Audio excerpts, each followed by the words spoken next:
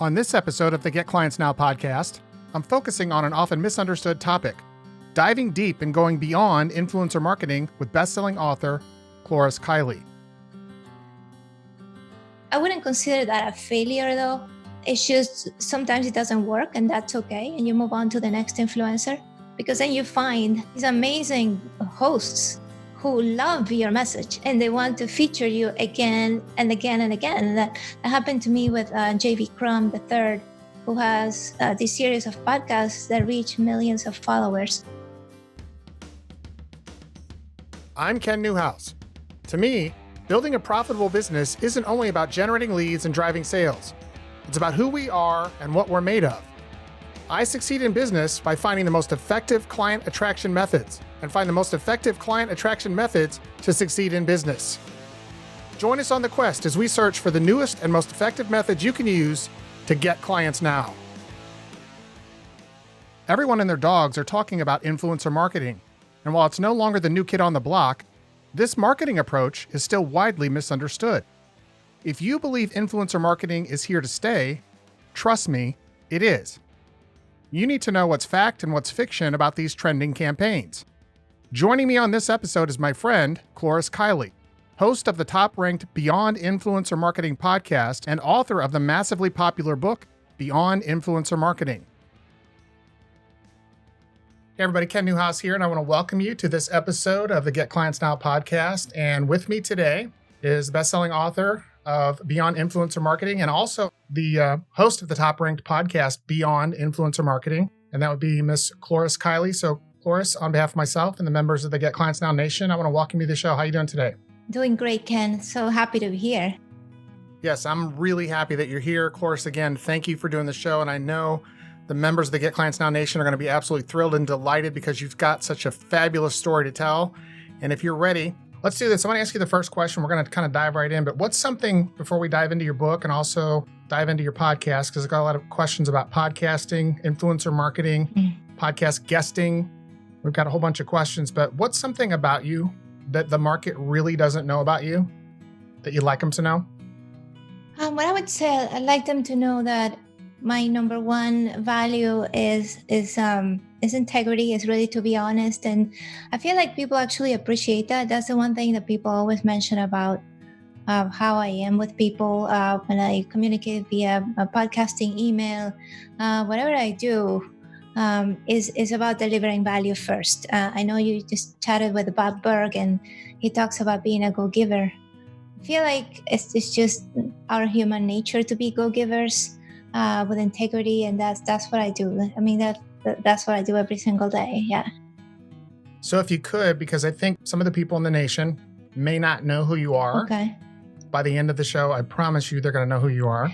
But take a minute or two, Cloris, if you could, give us your backstory, kind of where you were prior to becoming an influencer, because the fact of the matter is you are now an influencer. There's no question about it. You're also, like I said, the host of a top-ranked podcast. You're a best-selling author. Where were you before all this started and how'd you get there? Yeah, well, it's a long story, but basically I had an offline business that I started because it was a chance thing. I was in the corporate world. I left that job. It was a marketing job. And I was looking for that next opportunity. But in the meantime, I started to work with students. I have a background in engineering. So I started to work with students on calculus and math. I really loved it. I had never really helped like a one person achieve a goal. And that was something completely new to me and just accelerating, right? I said, this is amazing. So people started to suggest to me that I should start a business, tutoring students and coaching students. So I educated myself on, college applications and SAT, ACT, GMAT, GRE prep, taken some of those tests already. So I created these programs for students and created a whole business around it. I hired a roster of tutors to support me, and I grew very well. I worked with hundreds of students. Some of them went to Ivy League schools, and it was great. But then I had a time in my life when things were pretty rough. Not long ago, Cloris experienced an epic failure. An exceptionally short-lived marriage had imploded, and overnight found herself in a desperate place. She was completely supporting herself with the income from her offline business, no longer able to rely on the safety net of her husband's income to back her up. It was so tough that it created this need, this desire in me to help people who were going through the same, who were going through a big change in their lives and who didn't feel empowered any longer. So I wrote a book. It was a personal development book, and the goal was to help people reveal their magnificence. So that's what I always talk about, right? You have to reveal your magnificence. Of course, I had no idea how to grow an online business, and I didn't know how to promote a book. And I found myself with a book and content and desire to help, and nobody really to listen, right? So it was really frustrating. It was taking time away from my other business. So I was seeing the revenue hurting, fewer clients, and it was really overwhelming. And at some point I said, it was a mistake, whatever, the book, like, who cares? I have to quit. I'm not made for this. I'm not cut out for this. The fears that she had had for herself had come to pass. The world watched and waited, expecting her to give up. And by every standard, she should have failed. But thank goodness I had that burning desire.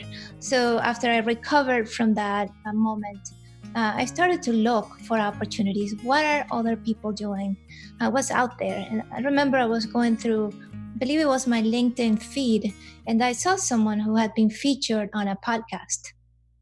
And I said, wow, I never thought about that. I never thought about being a guest on a podcast or even having guests on my own show, because I had a radio show. And that's when things kind of turned around for me and mindset wise, right? I started to think, okay, maybe I don't need to do this all on my own. Maybe I have to instead connect with other people who already have an audience. And really things turned around for me at that moment. That's when I started to see my audience grow and the clients come and the impact that I wanted to make finally being made. And that's why I'm so passionate about what I do right now, just because that's what really made a huge difference in my life and business. Yeah, I've actually seen multiple clips on YouTube. You were like the featured guest on television, the specialist, like a bazillion podcasts as the featured guest. And we're going to get into that in just a little bit. But that's one of the topics that I want to talk about today specifically because it's so important. But I mentioned earlier that you are, in fact, an influencer. And so with that, what exactly is an influencer and how do you become one? Yes, and it's a common question, especially now that people are talking about, the Instagram influencers, social media influencers. I believe an influencer is anyone who reaches an audience, a captive audience of people who really trust that person, right, with their message. They take action based on the message of the influencer. So that audience doesn't need to be of millions of people, right? It could be somebody who has a Facebook group with 3,000-4,000 people. That person is an influencer to that group if that group is engaged, right? So a lot of I guess the concept of influencer means how much influence, how much of an impact you have on that audience. So you could have, a blogger who has 2,000 readers, but those readers really read those articles. That's an influencer. So I would say if you are able to drive your audience to take action, then you are an influencer. So I would say that people miss out on opportunities to connect with micro influencers who have those smaller audiences, but who are very much engaged. So if you're listening, I really want you to consider that. What are those micro influencers who could connect with me and who could help me then grow my business?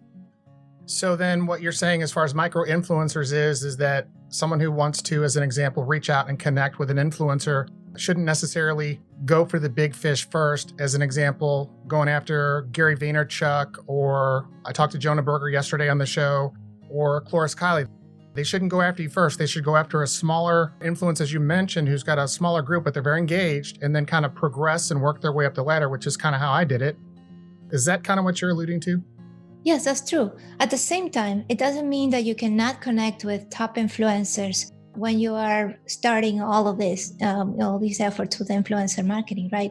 For example, when I published my first guest post, It was published on one of the largest blogs for personal development, which is Tiny Buddha. So in this case, the value that I had to offer to this influencer, in this case, the owner of the blog, was valuable content, right? So the fact that you have your expertise, your content, that's already a way for you to connect with the influencer. What matters is that you don't treat it just like that, like, oh, it's just an article that I posted or a shout out by an Instagram influencer, and then you move on, because you will be missing out on a lot of opportunities to continue to collaborate with these influencers. So that's why I called my book Beyond Influencer Marketing, because it's about building long-term connections with those people you initially connect with. Few people are ever able to discover the benefits that can be found in the ash heap of failure. But the ones that do so by stripping away the inessential. They stop pretending and telling themselves that they are anything other than what they really are. They begin to direct all their energy into finishing the only work that matters. Thanks to Lori, I published many more articles on the blog, because she became a guide for me. She would tell me, Cloris, this article sounds good, but why don't you change the introduction? Why don't you add this? She became like my editor. And did she have time to do that? Did she need to do that? No, but we became supporters, allies of each other. And that's why I was able to succeed with that particular blog. Same applies to podcasts. Podcasters have become my joint venture partners. Why? Because I continued their relationship. So it's more about the quality of the relationship. It could be with micro-influencers or top influencers rather than the quantity. Okay, so speaking of your book, yesterday, and I don't know how quickly it takes before it shows up, I wrote you a review, and it was long overdue. I admit I got forgetful in the point of writing it. I bought your book a long time ago, actually when it first came out. I think your book maybe had like 10 5-star reviews at the time. Now it's got like a tremendous number, but I went ahead and did the right thing and wrote you a review. So I just want to let you that. As I mentioned earlier, guys, I do this on every show now. I'm only going to have people on my show who I am fully persuaded that it is a tremendous benefit of not only your money, which is really, I don't want to say it's insignificant, but that's the small part of the investment here, but your time. We can always get more clients. We can always make more money. We can't get more time. And so with that, I take every guest on here and the recommendations I give very, very seriously. And so I'm going to do with Cloris's book like I've done with everybody else. Cloris's book is fully guaranteed. If you deploy what's in the book, even just a fraction of what's in the book, you will benefit beyond your wildest expectations. Cloris, it was almost like you wrote the book to a friend. That's the feel I got when reading your book. It was really like a letter from a friend, and I really enjoyed that. And you gave a lot of real world examples. And so with that, guys, the book is 100% guaranteed. Buy it, use it. You'll benefit immensely. If you cannot say that afterwards, email me at customerservice@kennewhouse.com. I will reimburse you for the book. But having said that, Cloris, you also have a coaching program that's coming up. Yes? Or you have one now? Yes. Well, first, Ken, thank you so much for those kind words about the book and for posting a review. That really means a lot. I wrote the book with that intent, that you would be able to understand what influencers are, how you can connect with them with a value mindset, right? With a value first mindset, and then how to collaborate with them to grow your business. Yes, I created a program as an implementation program to apply the system, right? Because I would say anything you do, if you do it just once, you will really not get those results that you want, right? You have to create a system. So that's what the course is all about. And I talk about it in the book as well. Yeah. Okay, so at the end of the show, we're going to talk more about that. But guys, I'm going to do this as well. I'm going to guarantee that course as well. So if you sign up for her course, take the course. If you use what's in the course, you can't just sign up, not show up, not deploy, not use, and then say, hey, I want my money back because I'm lazy, I did nothing. That doesn't work. In that case, with respect to her course, you're going to prove to me that you actually deployed some things that she gave you. And if you don't benefit like she says you will, which is a tremendous benefit, is multiples of the time and the money you will invest in her course, email me at customerservice@kennewhouse.com. You've got me on audio, you got me on video. I guarantee the course. But Cloris, let me dive back into the questioning. As I mentioned earlier, you built a top-ranked podcast. You got the Beyond Influencer podcast. It's a tremendous, tremendous podcast. Just listened to the 3 shows last night, your 3 most recent on podcast guesting, which really piqued my interest, and I'm going to get to that in just a bit. But how does one build a top-ranked podcast like Beyond Influencer Marketing? I would say, as always, it starts with your audience. So, who do you want to help, and what is it that they want to achieve? So, you create a podcast that meets those needs. So, there are people who start podcasts just because they want to connect with the guests. That's it. They don't intend to build an audience. That's not my philosophy. I feel like, yes, a podcast will allow you to connect with influencers, and something that I actually talk about often. But of course, you got to serve your audience. So ask yourself, what is that person, ideal client I want to help? What is it that they need to know? And then try to make your podcast as specific as possible, right? Like if we're going to create just like the marketing podcast, it's hard to be lost in the sea of competitors. But if you have something really specific, then you're much more likely to succeed. And then, the rest of the thing is consistency, right? I see many podcasts that have an episode today, and then 3 months later they do another one, and then like the following week. So you gotta be consistent. You have to produce valuable content. You have to seek feedback from your listeners. So always when people reach out to you and they give you positive or negative feedback, just try to get more from them so you can do more of what works and less of what doesn't. Track your metrics, see what episodes have been the most successful, and then do more of those, right? So if people love something, if they love the topic, then focus more on that. And as you deliver more valuable content, then your show will grow. Some people try to, I would say, put all the responsibility of the promotion of the show on the guests. And that's a big mistake. Just the fact that somebody has agreed to be on your show is a gift. That's the way I see it. Absolutely. Yeah, so I do provide, okay, these are the links to share the show. Here's an image. I'd be very grateful if you did it. But I don't expect my show to grow just because of my guests are promoting it. So it's your show. You should promote it. You should get the message out there. And then, of course, you'll have the support from your guests because they will know that your intent, again, is to share their message with your audience. Yeah, as I just mentioned a few seconds ago, time is the one thing we can't get back. And so when you have a guest on your show, I think it speaks volumes when they can see that you've actually invested the time in their growth and their benefit by promoting the show to let other people know about them. Because one of the mistakes I see a lot of people making, and I think you said this very succinctly in the book, is that a lot of people who want to be on a podcast, they come with their hand open with nothing in it, when in fact they should be coming with things to help people first to build that relationship. And you go through a really nice process of how to do that. We won't get into that now. It's in the book, guys. It's great on how to approach influencers. It really helped me a lot. I mean, I've had some of the most well-known people you can imagine on this show. In fact, today is proof positive of that because I have Cloris Kylie on my show, which is awesome. So, Cloris, you've written a book. It's the same name as the podcast, Beyond Influencer Marketing. So what I want to know from like the 30,000 foot view, at least in this question, because we'll dig into it here in just a minute, but from a 30,000 foot view, what's the book about? And then with a little more detail, the follow-up question is, why did you write it? Yeah, that's a great question. So the book is about the system to create connections with those who reach ideal clients for you. And it's designed for service providers.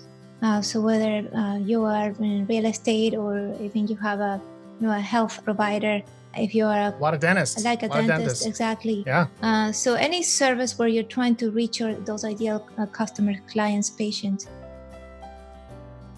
The irony of Cloris's story is that had her marriage or her offline business succeeded, it's likely that she might never have found the determination to succeed in the one arena she truly belongs. Rock bottom became the sole foundation on which she built a new career and life. Failure taught her things about herself that she could have learned no other way. You will be, just amazed at how many more people you can reach when you are featured by these influencers.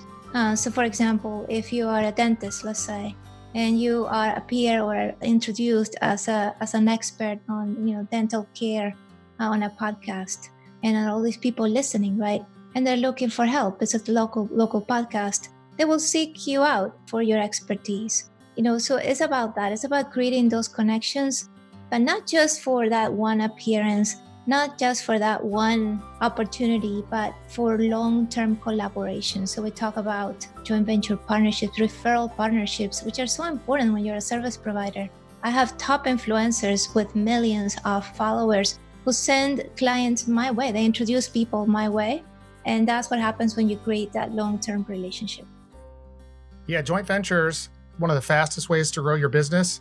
And again, I thought I was like the master of joint ventures, but Cloris, reading your book, I've learned even more, which is always awesome for me. I'm always looking to learn more. In fact, I talked real quick with Bob yesterday, Bob Berg, and Bob mentioned to me some things. He actually was kind enough to send me his training course.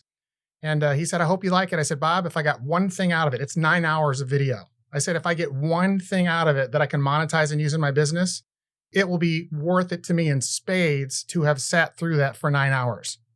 Having said that, most people expect to get just a bazillion different things in the book and they don't deploy it. So if somebody read just even a fourth of the way through your book and stopped, they would have enough to get started and get results beyond their wildest expectations. And something I want to point out, there are tons and tons and tons of books, podcasts, blog post articles on quote unquote influencer marketing. But if you notice in the title of her podcast and her book, this is beyond influencer marketing. So these are strategies. I've read a lot of material on influencer marketing.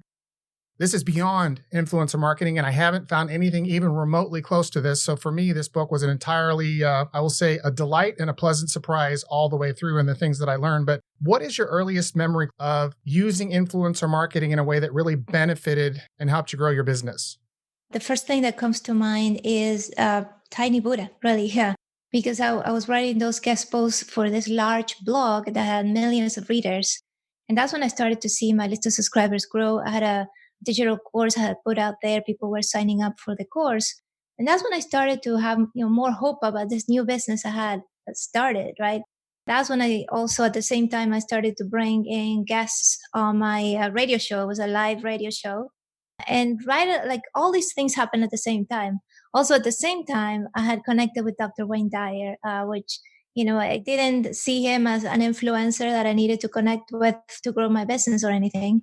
It's just that I wanted to say thank you to him for his guidance through his books. I just wrote a letter of gratitude, sent out publishers, not really expecting to hear back from him. And just 2 weeks, he had written back from Hawaii, where he lived. And he said, yeah, I'd love to meet you in person. And because I said, I'd love to say thank you in person. So we met, and he became a true supporter. Okay. After that, he introduced me to his daughters, who are amazing. And the 3 of the daughters were on my show. One of them is a singer. She sang live a song for her dad, and it was just beautiful.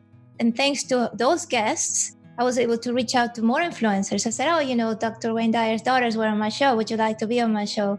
And then people started to say yes. So more influencers came my way. Those influencers, I didn't stop there, right? I tried to nurture the connection and take it to the next level. So they became referral partners, and some of them became even clients, because I was really studying the whole digital marketing arena and learning how to promote this. So as you can see, it was a combination of featuring influencers on my own platform and finding other platforms to feature my own message. So truly, here's another example. And I'm a firm believer in, if the person you're listening to who's trying to teach you something, or they're espousing a certain methodology or strategy, if they don't use it themselves, there's a problem. But as you can see very, very clearly, Cloris has not only used influencer marketing, but she's actually gone beyond influencer marketing in this particular example. And there are many throughout the book, which I really, really appreciated. The more of those you can see in a book where the person's actually using what they're espousing, it just gives you a lot more confidence that you can use this to benefit and grow your business. What I want to do, if we could, is I want to focus on one of the chapters in the book that really stood out to me. And I guess because I'm a podcaster, it really stuck out to me. But in the chapter, you talk about podcasting and podcast guesting, which is a hot topic these days, a very hot topic. More and more people are starting podcasts, but even faster and growing at a faster rate are the number of people who have figured out that being a podcast guest on multiple podcasts is one of the fastest ways today to build your brand, to get new clients, make more money, grow your business by being a serial podcast guest. And you cover that in the book. And so how do we actually use podcast guesting to get more exposure online, to build our brand, to get name recognition, to get more clients, to make more money? How do we do that? Yes, well, the first step is to really define the right podcast for you, Ken, because if you had the opportunity to be on a show that, yes, has millions of listeners, but that audience doesn't really resonate with your message, is not the right message for that audience, then of course you're going to waste your time. So it starts by selecting the right podcasts to be on. People ask me, what do I do? Well, you could do research. You could outsource the research and give the criteria to your virtual assistant to come up with a list of podcasts that you vet at the end and decide, yes, I want to be here or not. I actually give a template in the bonus package for my book on how to do that and the criteria to guide your assistant. But something that you can do just today that is easy, you don't have to hire anybody, is to think about one influencer who reaches your ideal audience. So let's say, Ken, that you reach my ideal audience, right? So I'm going to go to your website and see if you have a media page. Many influencers have a media page where they list their featured appearances. So I see, Ken was on the Conscious Millionaire podcast. This must be great for me because he reaches my same ideal audience. So I come up with my list based on that one influencer, right? So that's a great way to complete your list of podcasts to pitch your ideas to. Because again, you create this connection with the listeners through the show, and the influencer, the podcaster, is introducing you as the expert. So if you have a compelling message, and you have a next step for people to take after the interview, then you'll be in good shape. So before I talk about that a little bit, let me tell you. So let's say that you didn't have a media page, then I would go to your Facebook, Twitter, LinkedIn page, Ken, and see, okay, has it been featured anywhere? And usually influencers tend to post, okay, I was on the show, I was X show, Y show, and then you get some ideas. So it all starts with selecting the right podcasters, and then you send a pitch. And for your pitch, you will need usually a one sheet is good to have. A one sheet is like a summary, a resume for featured appearances. So you have your bio, topics, links, relevant links. A pitch ideas to the podcaster must be customized. Okay, don't do what I see every day when people pitch ideas to my show. You might never fail on the scale that Cloris or I have, but some failure in life is inevitable. It is impossible to live without failing at something unless you live so cautiously that you might as well not have lived at all. In which case, you fail by default. Yes. Hello, I would love to be on your show, right? Yes. So definitely customized pitch with a desire to give value. And then you must be prepared with the next step. That's what I was talking about before. So I see people who are on podcasts and they tell me, I don't know, Cloris, I was on 5 podcasts and I didn't get any clients. I say, well, what was your next step? What was your call to action? They're like, well, I said to check out my website, and it's a general website with 5-10 tabs. Maybe 1% of the people will check it out.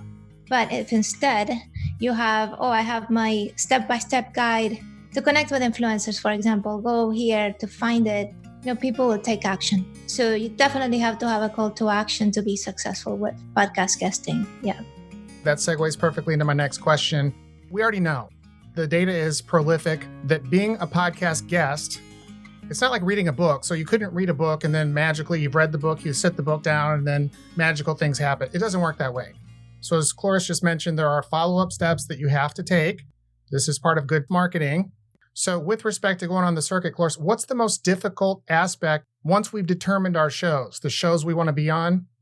What's the most difficult challenge or hurdle that we have to overcome to getting booked on those shows? Because a lot of people would love to do this, but they don't know where to start. Yeah. What I would say the biggest hurdle is to not take the time to create a customized pitch for these shows. But even before then, a bigger hurdle might be to overcome your own belief that you're not ready to be on a show, right? Like, it's interesting. I did a 5-day challenge not too long ago. And the challenge was called the Expert Kit Challenge. And the goal was that at the end of the 5 days, people would have that one sheet ready to go to be featured. So most people who participated in the challenge did not know what a one sheet was. They just knew that they wanted to be top experts in their field. They wanted to be featured as top experts. So we went through the process, and at the end, they all had their one sheet, and their assignment was to post their already completed one sheet and their number one takeaway. And what most people wrote was, "I cannot believe how ready I am to be featured as a guest on a podcast." Before then, I hadn't realized I have all this value to offer. I am ready. I don't need to, do a TEDx talk first or publish a best-selling book before I'm on a podcast. So that's the first hurdle. If you realize that you do have that value. And then second, if you take the time to listen to the show, to post a review, to make sure it's the right fit, and then to come up with a perfect topic for that host and just send it to them. If you do that, you've done already the hardest part. And then after that, of course, comes the follow-up, and it comes to delivering a great message. But all you have to do is take that step, is to send the pitch. Because if you don't, and you wait for that amazing moment to happen to be ready, then you will never do it. That's good. Cloris, let me just add one thing. You mentioned this earlier, and I just want to reiterate the fact. Do your due diligence. Have some respect for the people you're contacting. There's nothing more frustrating, and I'll go back to it again. I can't get more time. Right? So when I look at my emails, if somebody's emailed me and said, "Hey, I've got the perfect guest for your show," or "I would be the perfect guest for your show," I'm a financial planner. How's that going to help people get more clients? How's that going to help them with marketing or communication or all the things that are involved? And so I know, Cloris, it's the same for you. It's like, hello, I mean, really? Did you even think for a second that I would consider this? But speaking of podcast guesting, like I said before, you've been on virtually most of the top podcasts on the subject of influencer marketing. I mean, there's just so many different podcasts, so many different titles. But what has been your biggest failure personally when you were attempting to get on someone's show?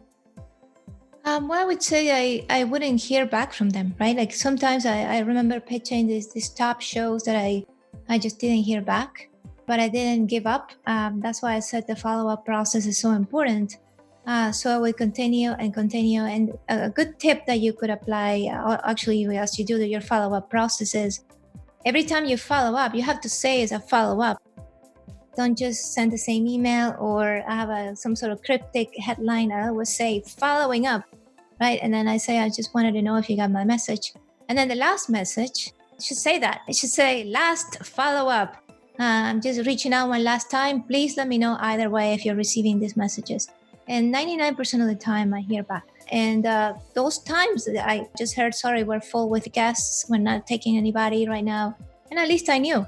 So I said, okay. So I went back to my sheet that I have with all of my podcasts. Something important, again, you have to have a system. And wrote down, okay, full right now. And then I put a little note to follow up in 6 months, just with a new pitch, with a new idea. Instead of, just keep doing this. It's not worth it, at least in the short term. But I wouldn't consider that a failure, though. It's just sometimes it doesn't work, and that's okay. And you move on to the next influencer, because then you find these amazing hosts who love your message and they want to feature you again and again and again. And that happened to me with JV Crum III, who has this series of podcasts that reach millions of followers. Cloris Kiley, like the great business leaders and influencers that have come before her, has risen from humble beginnings, worked hard, refused to accept defeat, overcame adversity, and has now dedicated herself to helping you do the same. She has become an industry leader not only for her success in business, but maybe even more importantly, for her ability to help those who have known only struggle and failure rise up and achieve levels of success that previously they had only dreamt of. And he's like, oh, I'd like to have you on my show again. When are you coming back to my show, right? So we become friends, JV partners. That's what happens. Yeah. Cloris, are you telling us that when we get rejected, not to take it personally, that no really means next? We just go to the next person, make a note, maybe come back to that person 6 months down the road. Is that what you're telling us? Yes, that's okay. But then that doesn't mean you're just going to abandon the person. Let's say that this is an influencer that you really admire, and you know that you could deliver great value to their audience. It's not like they said no and you disappeared, and then in 6 months you pop up back out, right? It means that you're going to continue to deliver value. You're going to be active. If they have a Facebook group, you're going to be there delivering value, and you'll become a known face. You'll become somebody that they want to learn more about. So when you reach out to them in 6 months, they'll know who you are, right? So that's why it's important that you reach out to people you really connect with, you really admire, because if not, it'll be forced for you to do this. People can sense that. It'll be absolutely dreadful to do your day-to-day, marketing effort. So why do that? So always reach out to people who you would love to hang out with, right? Like, who would you like to spend time with? Those would be the influencers to connect with. As a person who has a top ranked podcast, as a person who is a known influencer, highly sought after influencer, and you may have discussed this before, but I just want to nail this one down so people can really lock onto it. What are your top 2 or 3 biggest frustrations when it comes to people contacting you and saying, hey, I want to be on your show? Well, the first thing is, and it's good that you bring up the podcast guesting companies, because I get a lot of pitches from them. And that actually prompted me to say, I'm going to start offering that to my own clients, because I was really frustrated by the lack of customization in their messages, just the lack of care about the host. And they would say, hello, my name is blah, blah, blah, and I'm representing this person who is amazing. And here's his bio. Here are topics that he could talk about, and the topics had nothing to do with my show. Would you like to book him? That's it. At the beginning, I was replying, no, I don't have a spot. I'm sorry. But now I just don't have time to reply to them. So I would say never. If you use a company, make sure that company is reputable, that is going to represent you in the right way, in the right light to these podcasters, because you are going to create relationships with them, right? So make sure you get a sample of the emails they're going to send out, that they really customize their pitches. And if you are doing it yourself, then do the work, listen to the show. At least, I would say, listen to a couple of shows at least. See what you love the most, and then highlight that at the beginning of your pitch. Just say what you love the most about the show, what resonated with you the most. The more specific, the better. And then go through the episodes that they have published and see what is missing, right? Because if you find a gap that you can fill, then that makes you a really valuable guest. So I would say the number 1 frustration is the lack of customization. Also, the lack of knowledge about my show. Some people, I'm sorry if you hear a noise in the background, they're doing the leaf blower just right outside. The next thing is a lack of knowledge about my business. So they might suggest topics that, for example, my expert can talk about how to be a good leader, the times. Okay, leadership is great, but it's something that I don't discuss on my show. So things like that don't have anything to do with my audience, with what I do. And I would say the third frustration is, I would say people who say, yes, I will reach out to you because sometimes I'm interested. And I say, no, I'm not taking guests right now. If you could follow up in 6 weeks or so. And they never do. They never follow up. So I would say they miss out on the opportunity being featured by me to my audience. And I also miss out on the opportunity to have them.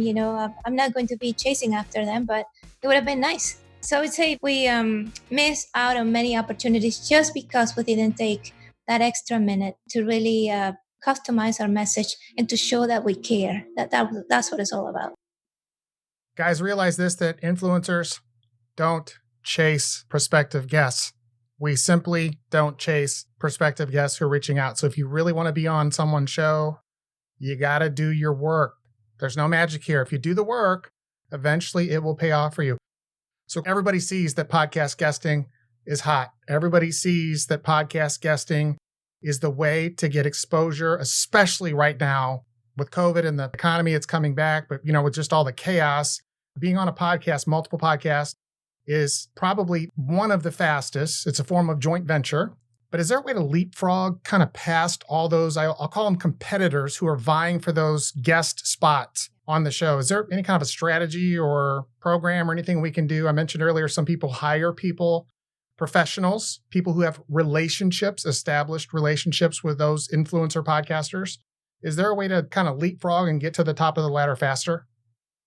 Yeah, well, you mentioned the key word, right? Relationships. So yes, if you hire somebody who already has the relationships with the hosts, then you're a step ahead.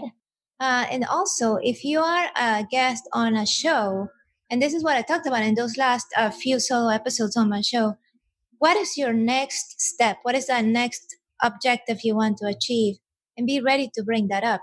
So, for example, if you want to be on more shows, why don't you ask the host, hey, I would love to be on more shows. I noticed that you were on this show. Would you mind either making an introduction or can I mention your name? Something as simple as mentioning a name can give you an edge.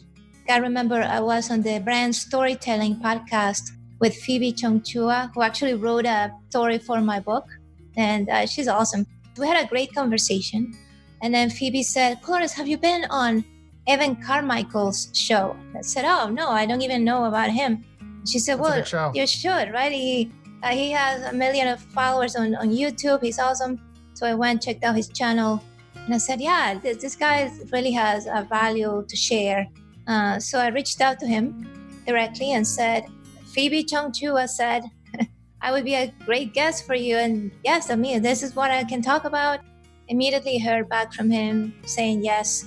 And that's how we first connected. So as you can see, it's all about creating those relationships. Yeah. The knowledge that you have emerged stronger and wiser from setbacks means that you are ever after securing your ability to survive and thrive in business. You will never truly know yourself or the strength of your inner being until you have been tested by adversity. Such knowledge is a true gift. Yeah, I used that strategy to book David Meerman Scott, Jonah Berger, and Bob Berg in the last week. I just said, hey, this gentleman that I interviewed, you wrote a chapter in his book, and he said, shoot you an email. It's another type of joint venture. It's really good. So just one more question, Cloris. Actually, I have two. One's kind of a secret question, which you probably already know, but because I know you actually practice what you preach. The fact that podcast guesting, more and more people are realizing it. They see this as the premier way to get exposure for your business, like super fast.